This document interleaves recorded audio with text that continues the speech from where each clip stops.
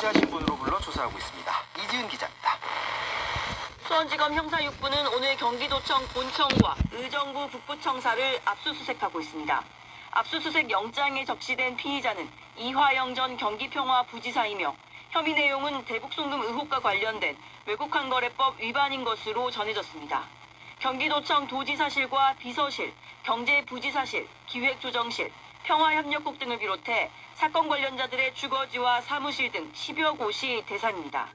최근 검찰은 이 전 부지사가 김성태 전 쌍방울 회장에게 경기도의 북한 스마트팜 지원 사업비 대납을 요구했다는 의혹과 관련해 이 전 부지사를 피의자로 입건해 수사 중입니다. 이 전 부지사는 지난 15일에 이어 오늘 오전 대북송금 관련 조사를 받기 위해 수원지검에 피의자 신분으로 두 번째 출석했습니다. 검찰은 오늘 조사에서도 김 전 회장 등과 대질 가능성을 염두에 둔 것으로 알려졌습니다. 검찰 조사에 앞서 이 전 부지사의 변호를 담당하는 현근택 변호사는 유감 표명도 했던 만큼 고성이 오갔던 지난 대질 조사와 달리 차분한 분위기에서 진행되길 바란다는 입장을 밝혔습니다. 현 변호사는 이 전 부지사의 혐의에 대해선 외국환거래법 위반이라면 돈을 외국으로 가져간 부분에 대한 혐의가 있는지를 따져야 하는데 외국환거래법과 관련 없는 조사를 하고 있다며 관련성을 부인했습니다. 검찰은 오늘 조사에서도 이 전 부지사를 상대로 김성태 전 쌍방울그룹 회장이 북측에 800만 달러를 송금하는 과정에 관여했는지 등을 추궁할 것으로 보입니다. KBS 뉴스 이지은입니다. 민주당 이재명 대표의 체포동의안 표결을 앞두고 여야 기싸움이 계속되고 있습니다. 국민의힘에서는 오늘 당대표 후보 TV 토론이 열립니다. 정치부 임종빈 기자 연결해서 정가 소식 자세히 알아봅니다. 자, 먼저 이재명 대표, 오늘도 공개 발언으로 검찰 수사의 부당성 강조했네요. 네, 오늘 이 대표는 275라는 숫자를 강조했습니다. 오늘 최고위원회 회의에서 언론이 확인한 숫자라면서 자신과 관련된 압수수색 횟수가 275번이라고 말했습니다. 그러면서 가족과 친구, 지인까지도 자신 때문에 고통이 크다고 토로했습니다. 자신이 시장과 도지사를 하면서 주변에 이재명의 곁에 있는 것만으로도 표적이 될 수 있기 때문에 철저히 조심하라고 말했다는 일화를 소개하면서 국가 권력이 남용되고 있다고 주장했습니다. 또 적정한 시점에 입장을 말할 기회를 갖겠다고 밝혔습니다. 자, 반면 국민의힘, 이재명 대표 영장 발부 상황 염두에 두고서 3월 임시국회 미루자고 지금 하고 있죠. 네, 그렇습니다. 이 국회 회기 중에는 국회의원의 체포나 구속이 불가능한데 지금이 2월 임시국회 중이라서 이재명 대표에 대한 체포동의안이 국회에 제출돼 있는 거죠. 여당은 이 대표의 구속을 우려한 이른바 방탄이 목적이라면 3월에는 국회를 열지 말자고 하고 있고, 야당은 처리해야 할 민생 법안이 쌓여있는데 무슨 소리냐, 계속 국회를 열어야 한다고 주장하며 충돌하고 있습니다. 오늘 국민의힘 주호영 대표는 야당 주장이 그렇다면 3월 둘째 주, 즉 6일부터 소집하는 건 어떠냐고 제안했는데요. 방탄이 아니라면 단 며칠만이라도 쉬었다 가자, 6일이나 아니면 그 다음 주인 13일에 열어도 법안 처리에는 지장이 없다. 이 제안마저 거절한다면 빈틈없이 방탄을 하겠다고 인정한 꼴이라고 압박에 나섰습니다. 자, 여야 의견차 좁히기가 좀 쉽지 않아 보이는데 관련해서 오늘 회동했었죠. 네, 오늘 오전 11시 김진표 국회의장 주재로 여야 원내대표가 회동했는데요. 별다른 성과 없이 빈손으로 헤어졌습니다. 일단 모레 열리는 본회의 안건에 대한 논의가 있었는데 현재 양국관리법이 본회의에 회부되어 있습니다. 이 목표 생산량을 초과하는 남는 쌀을 국가가 의무적으로 사들이는 법이죠. 민주당이 단독으로 상임위를 통과시켰고 법사위에 60일 이상 계류가 되면서 다시 상임위 의결로 본회의에 곧바로 회부가 됐습니다. 국민의힘은 국민에게도 나라 전체에게도 도움이 되지 않는 법이라며 반대를 하고 있고, 민주당은 농민을 위한 법안인데도 여당이 대통령 눈치만 보고 있다고 비판하고 있습니다. 김진표 의장이 법안 내용 일부를 수정한 중재안을 제시한 상황인데 아직 합의점을 찾지 못했습니다. 오늘 회동에서 3월 임시국회에 대해서 민주당은 1일부터 열어야 한다, 국민의힘은 6일부터 열어야 한다고 주장하면서 서로 입장차만 확인하고 회동이 끝났다고 합니다. 자, 국민의힘 당대표 선거 전 얘기해보죠. 오늘 KBS 중계로 후보 TV 토론 열리죠? 네, 국민의힘 차기 당대표 후보 4명이 오늘 세 번째 합동 TV 토론에 나섭니다. 오늘 밤 10시 50분부터 김기현, 안철수, 천하람, 황교안 후보의 합동 토론회가 열리고 KBS 1TV에서 생중계합니다. 토론에서는 김기현 후보의 울산 KTX 역세권 시세차의 의혹과 내년 총선 공천 방식 등을 놓고 후보자 간 공방이 오갈 것으로 보입니다. 국민의힘은 오늘을 포함해 다음 달 3일 마지막 토론 등 총 4차례 TV 토론을 실시한다는 계획입니다. 이어서 다음 달 8일 경기 고양시 일산 킨텍스에서 전당대회를 열고 당원 투표 100%로 당대표와 최고위원을 선출하게 됩니다. 만약 과반을 얻는 후보가 없다면 1, 2위 두 후보가 다음 날인 9일 1대1 토론을 한 뒤에 10일과 11일 이틀간의 추가 투표를 거쳐서 12일 최종 승자를 발표하게 됩니다. 지금까지 정치부에서 전해드렸습니다. 내일 한국은행 금통위가 기준금리를 결정하는데 이 미국의 기준금리 인상 기조를 거스를지가 관건입니다. 미국에선 경제가 여전히 잘 돌아가서 기준금리를 더 강하게 올려야 한다는 전망에 힘이 실리고 있습니다. 뉴욕 한보경 특파원입니다. 미국 최대 소매 유통업체인 월마트가 거둬들인 지난해 4분기 순이익은 1년 전에 비해 76%가 늘었습니다. 매출도 7% 넘게 증가하면서 전문가 예상치를 웃돌았습니다. 월마트는 이달부터 직원 시급도 17% 인상했습니다.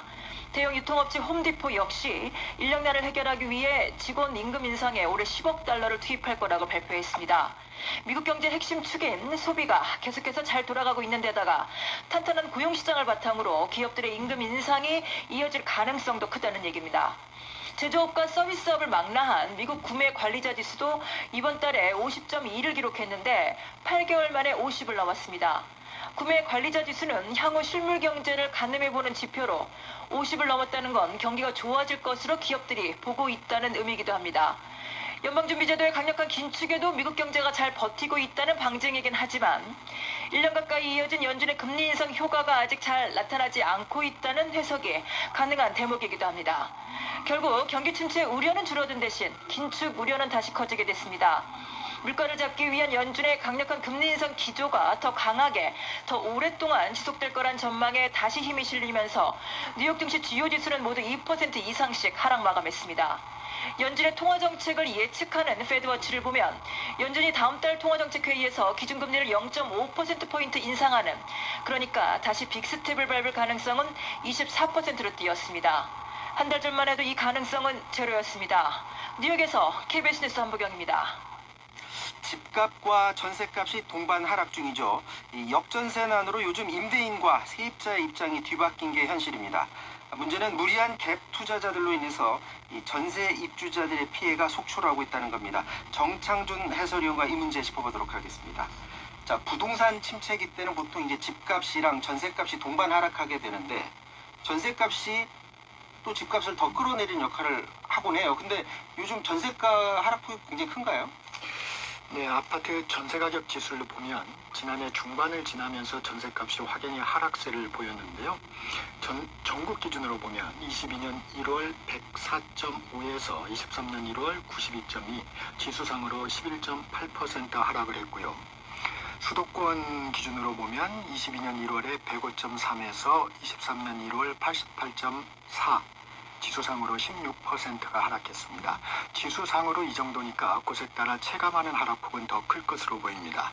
이런 상황에서 세입자 모시기 경쟁이 일어날 정도로 역전세난은 심화되고 있습니다. 자, 역전세난 원인 어떻게 진단하고 있습니까? 전세 물량이 많기 때문입니다. 네. 집주인 입장에서는 매매가 안 되다 보니 전월세로 돌리는 경우가 많고, 임차인 입장에선 전세대출 금리가 높다 보니 월세가 유리하다는 판단 아래서 월세 선호 경향이 뚜렷합니다. 실제 지난해 사상 처음으로 전월세 시장에서 월세가 전세 비중을 추월했는데요. 전월세 시장에서 월세 비중이 52%, 전세 비중이 48%로 나타나기도 했습니다. 여기에 올해 입주 물량도 많습니다. 올해 아파트 입주 물량이 44만 3천 가구인데 지난해가 33만 7천 가구였으니까 한 31.4% 정도 증가를 했습니다. 이런 상황을 감안하면 역전세난은 올해도 지속될 것으로 보입니다. 이게 이제 전세 입주자 입장에서 보면은 이제 전세집 옮기는 그 시기에 집주인이 제때 전세 보증금 돌려줘야 되는데 이거 제때 돌려주지 못하면 이제 낭패를 보게 되는데 요즘 입주민들 고통이 큰가 보죠? 네, 집값 급등기에 높은 전세가를 끼고 갭 투자에 나선 주택에 깡통 전세 우려가 나오고 있습니다. 국토연구원이 연구 보고서를 하나 냈는데 2017년 9월에서 2020년 6월을 대상으로 전체 주택 대상으로 자금 조달 계획서를 분석을 해봤습니다. 네. 그랬더니 집값이 매입 시점 대비 20% 하락하면 갭 투자 주택 중에서 40%가 보증금 미반환 위험이 있는 것으로 나타났습니다. 또 집을 팔아도 보증금 반환이 어려운 주택은 집값 15% 하락 시 만가구, 27% 하락 시 13,000가구로 분석됐습니다. 이게 많게는 갭 투자 주택 중에 40% 넘게 보증금 미반환 위험이 있다는 건데 못 받는 위험이 있다는 건데 이미 현실적으로 지금 못 돌려받고 있잖아요. 올 한 해 계속 이렇게 되는 겁니까? 일단 그 갭 투자 물량으로 추정이 가능한데요. 국토연구원 분석 기간인 2017년 9월에서 2022년 6월 사이 그 전체 갭 투자가 73만 3천 건이었습니다. 네. 2017년 9월부터 2020년 2월까지는 갭 투자가 월 평균 6천 건 수준이었는데 2020년 3월부터는 월 평균 2만 건으로 급증했습니다. 갭 투자가 급증한 시기에 재계약이 지난해부터 도래를 했는데 이를 감안하면 보증금 미반환 가능성이 있는 주택이 지난해 하반기부터 증가해서 내년 상반기 정점을 이룰 것으로 분석되고 있습니다. 네. 자, 그럼 실제로 보증 사고도 많이 나나 보죠? 전세 보증금 보증을 하는 주택도시보증공사 허그의 지난달 통계가 나왔습니다. 네. 전세 보증 사고는 968건, 금액은 2,232억 원, 월별 기준으로 최대를 기록했습니다. 자, 집값이 오르면 갭 투자자들만 이익 보고 또 집값이 떨어지면 갭 투자자들이 그 피해를 세입자한테도 이제 나눠주게 되는 건데 현 상황에서 전세 세입자 보호 대책 더 필요하죠?